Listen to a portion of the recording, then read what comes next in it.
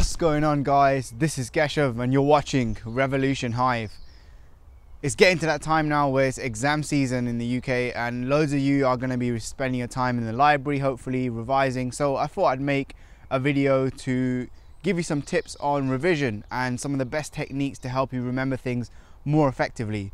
So before I go further, this video is going to be quite long. So if you can't be asked and if you want to stay comfortable and average, please turn the video off. Don't watch any further because this isn't for you. This is only for the people that want to go from good to great, from great to phenomenal, and want to transition and move their grade up one, their marks up one, and make those tiny improvements in their revision that will make all the difference.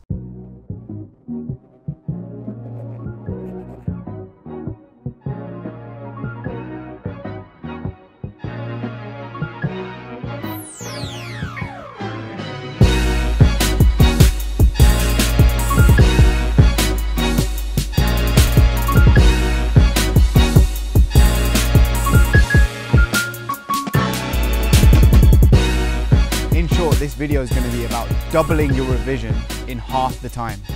So before I go on to give you some of these tips, I need you to understand the way that the brain itself works. So a little bit of information and background for you. The information I'm going to give you in this video is some of the best techniques to organize information. This process relies on what's known as the brain's neuroplasticity.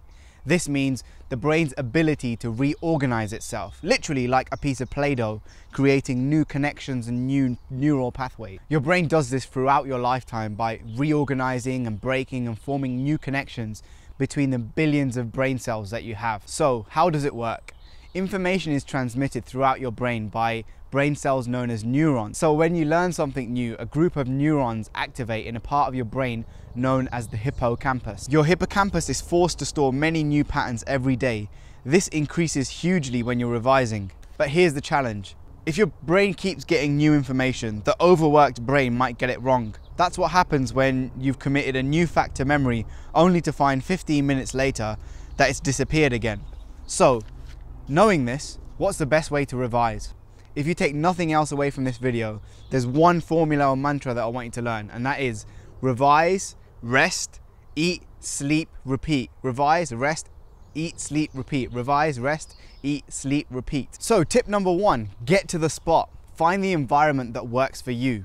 So whether that's working in a group, working with a study partner, or on your own, or in the library, or even in the park, whatever works for you, figure out what it is and what the right environment is for you to learn, whether it's really quiet or having music, and get to that spot.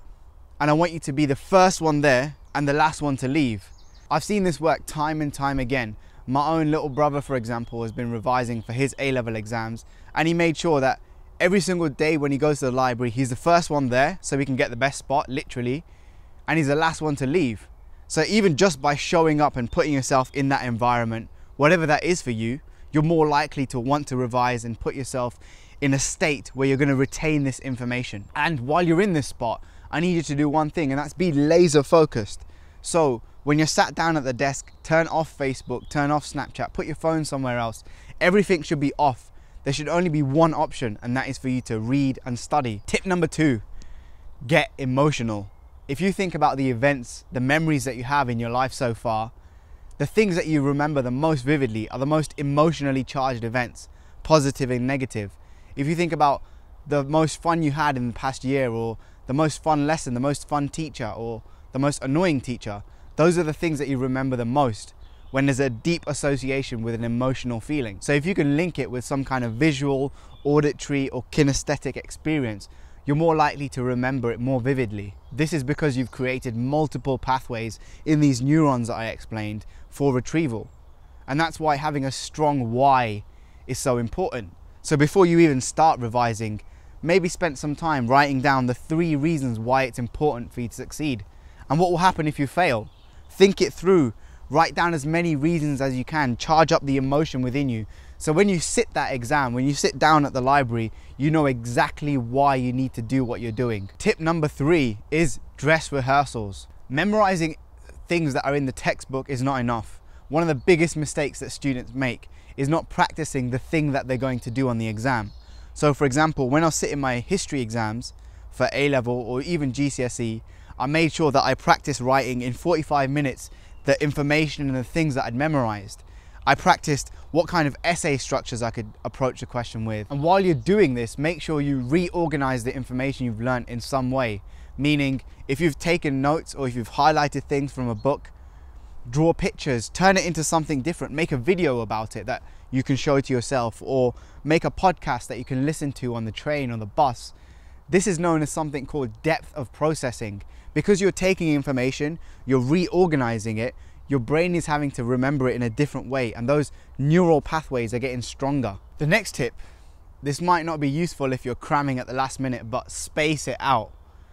And even if you are cramming, there's another way you can do it. In a study that was done recently, they found that when you practice the skill for 2 hours, took a 24-hour break, and then practice for another 2 hours, it was much more effective than doing 4 hours in one go. Meaning, take breaks. This is absolutely crucial, and it will be a game changer in your revision.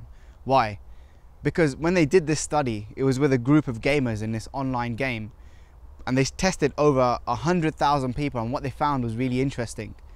People who did 5 attempts, waited over 24 hours, and then did another 5 attempts, scored on average as highly as people who did 50% more practice. So if you space your revision out, if you leave a break, so you revise, rest, eat, sleep, and then repeat, you're more likely to consolidate those neural pathways, and you're going to remember it for longer. But also, you don't need to do as much revision as you would if you try to go straight through it and cram the night before. So you can see a graph here which shows memories get stronger the more you retrieve them, and you should wait exponentially longer each time, after a few minutes, then a few hours, then a day, then a few days. This technique is known as spaced repetition. So the next tip in this phrase that I gave you, revise, rest, eat, sleep, repeat, is sleep.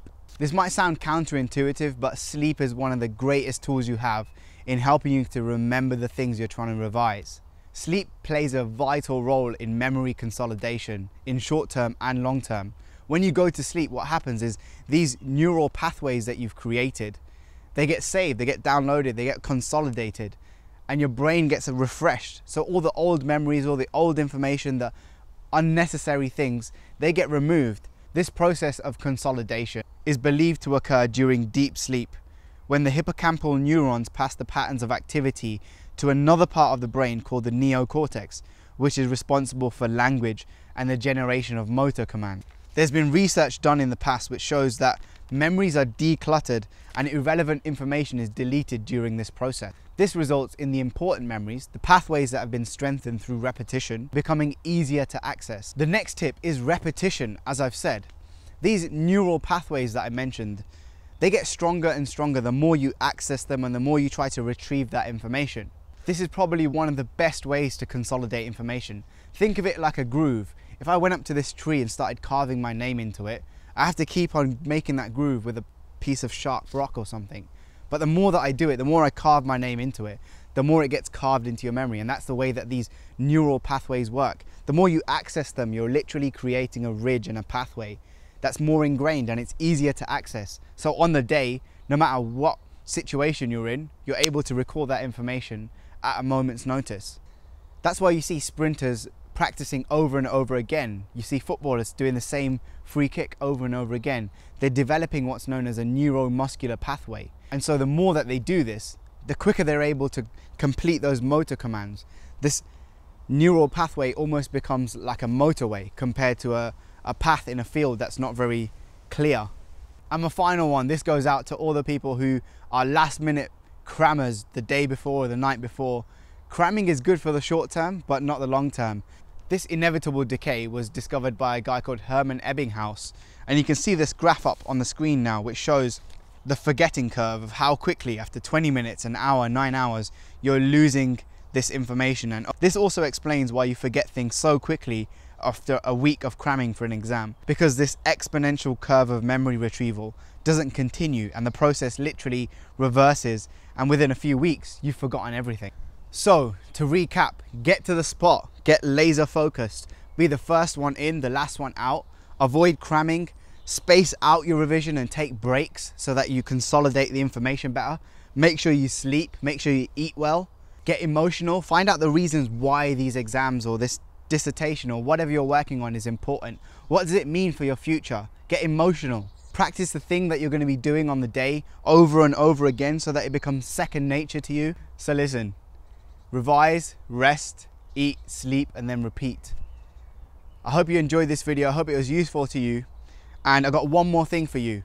I've created a mixtape with motivational songs, thought-provoking songs by people like Akala, Eric Thomas, Will Smith, Brendan Burchard, all these amazing, wonderful people. And it's a playlist to help you revise, to get you focused and pumped and motivated.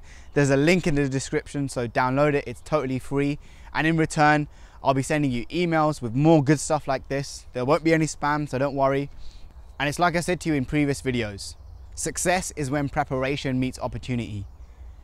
So however long you got until the final day, you know you've got an X amount of time, a finite amount of time. So look at your resources, look at the ideas I've presented to you here and make the most of it. If you conquer these 2 months now, or this 1 month now, or a week now, you can chill for the rest of the summer. But make sure you get it done. Because remember, on results day, if you don't get what you want, if you don't get the results you want to achieve, you're not going to feel great. On the long and hazy road to achieving your goals, your dreams, there are a number of different challenges and obstacles you'll meet.